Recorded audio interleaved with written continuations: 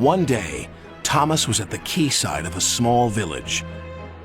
Fish were being loaded into his cars. The work took a long time. The fishermen were using old equipment, and Thomas was worried. "I'm going to be late for Henry at the docks. He won't like this. Please hurry up." Thomas was rudely interrupted.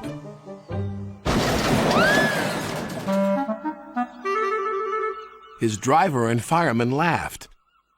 "Phew," sniffed Thomas. "What a pong!" He was glad when they were speeding along the beautiful coastal run. Then they saw a man waving a red flag. "What's the matter now?"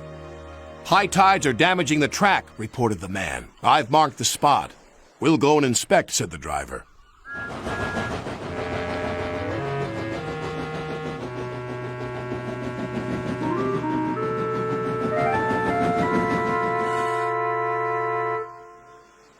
"It would be dangerous for heavy engines like Henry," agreed the driver. "But for Thomas, it's safe enough." The guard left a red oil lamp by the damaged track to warn engines. "When we get to the docks, I'll tell them to close the line."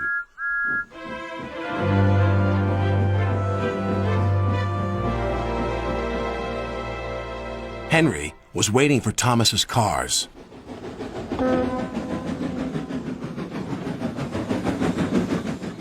Pah! You're late, and that smell is making me ill. "It's the fish," replied Thomas, "and there's danger on the rails. That's why we're late." Ha! You're the only danger on the rails, Thomas. Now stop wasting time and get your cars hitched to my train. Thomas's driver and fireman were in the yardmaster's office when they heard Henry's whistle. He was steaming out of the station with his long, heavy train called the Flying Kipper.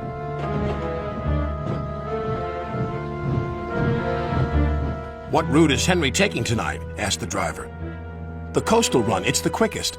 "But I told you," gasped the driver. "That's dangerous for a big engine like Henry." The yardmaster quickly phoned the signalman. Henry roared past the signal box. "I'll soon make up for lost time." The signalman couldn't hear the warning. By the time he did, Henry was far away in a cloud of steam.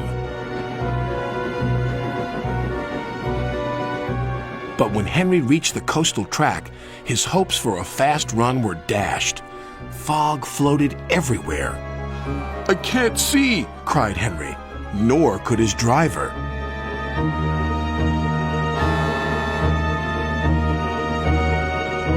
And when he could, it was too late.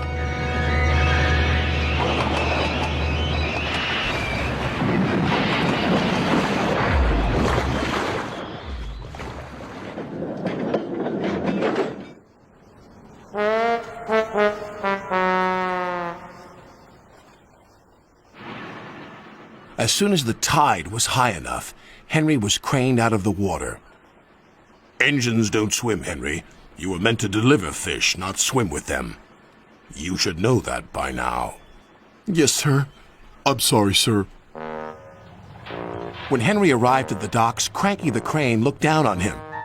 My, Henry, I expect you'll have some fishy tales to tell. But take my advice, have a long hose down first." But there was worse to come. "Look, they've caught all this fish and a green whale, too."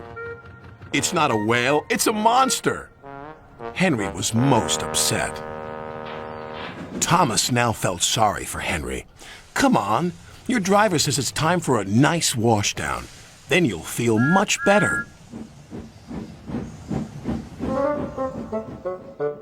And Henry did. "I'm sorry I was rude to you, Thomas." "That's all right. But can you smell something?" "What?" "Fresh air," "Oh, yes," replied Henry happily.